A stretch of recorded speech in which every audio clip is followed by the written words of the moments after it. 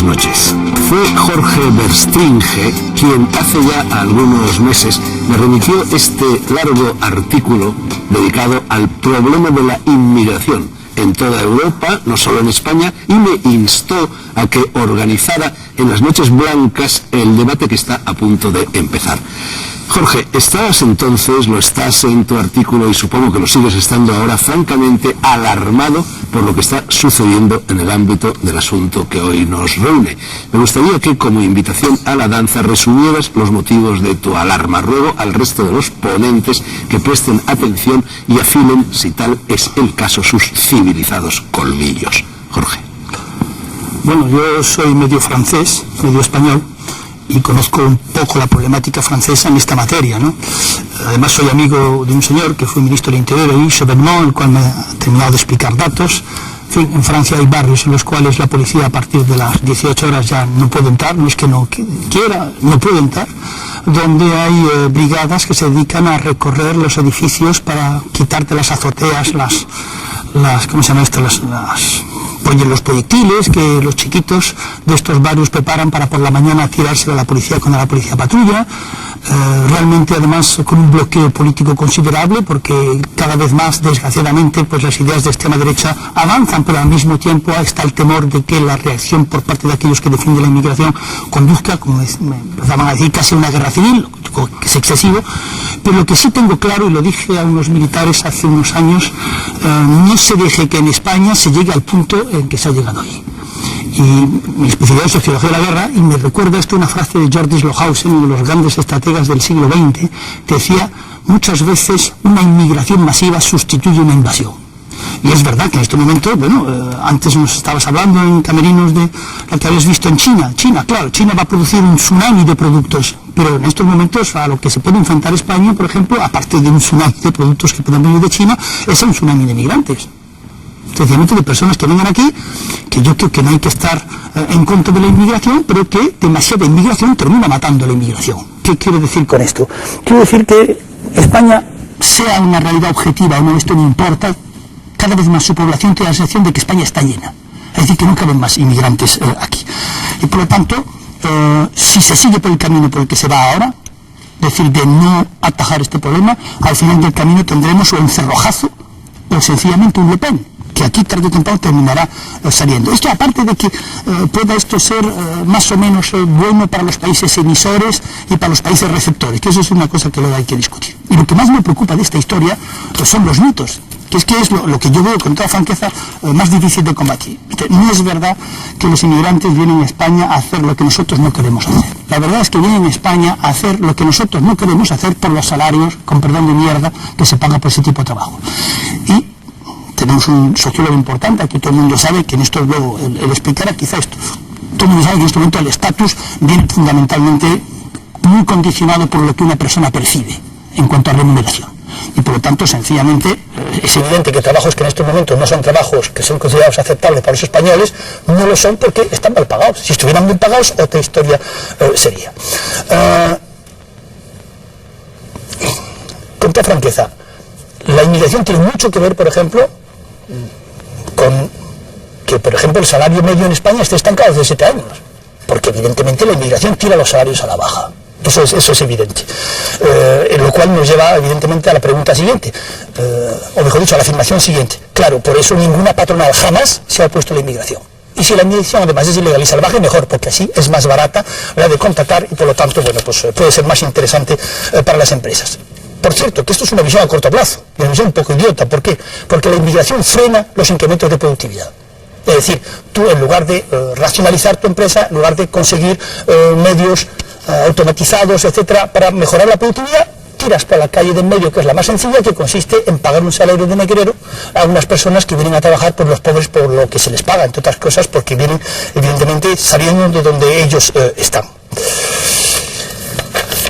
Jorge. Otro mito, no, son mitos muy cortos. Otro mito, por ejemplo, los inmigrantes son baratos. No es verdad, los inmigrantes son caros.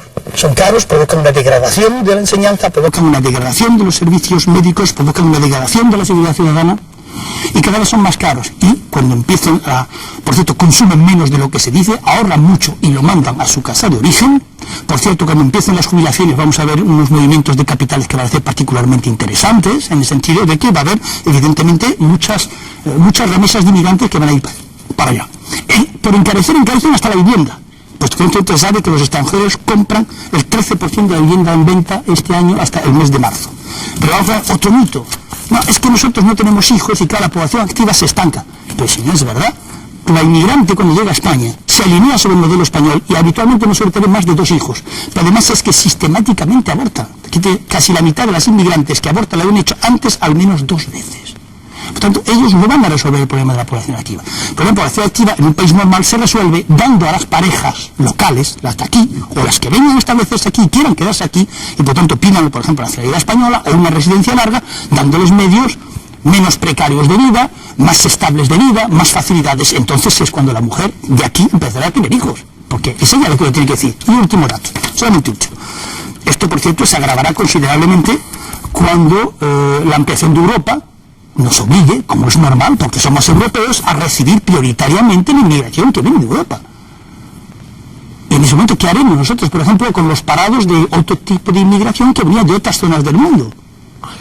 Y finalmente, la política consistente en no reconocer que se ha ido ya demasiado lejos, que por lo tanto no se puede por ahora admitir más inmigrantes y que hay que empezar a proceder a devolver los inmigrantes que están en situación ilegal, la política que no apoya este punto de vista, desde un punto de vista objetivo, victimiza, o si usted prefiere, daña a la clase obrera española, que es la gran perjudicada en esta cuestión. Jorge, 2 preguntas de respuesta muy breve para completar este valiente y duro planteamiento que acabas de hacer. Uno, tú me decías cuando me propusiste este programa, y no sé si estoy yéndome de la lengua, que en estos momentos obran en poder del Partido Socialista Obrero Español encuestas e informes procedentes de los barrios obreros de Madrid, por los cuales en esos barrios el trabajador español, el obrero español, empieza a estar hasta el gorro de las prebendas, de las bicocas que se conceden a los emigrantes y que en cambio dejan de concedérseles a ellos. ¿Es así? Ese informe no era del Partido Socialista Español, ese informe era de la Policía Municipal de Madrid.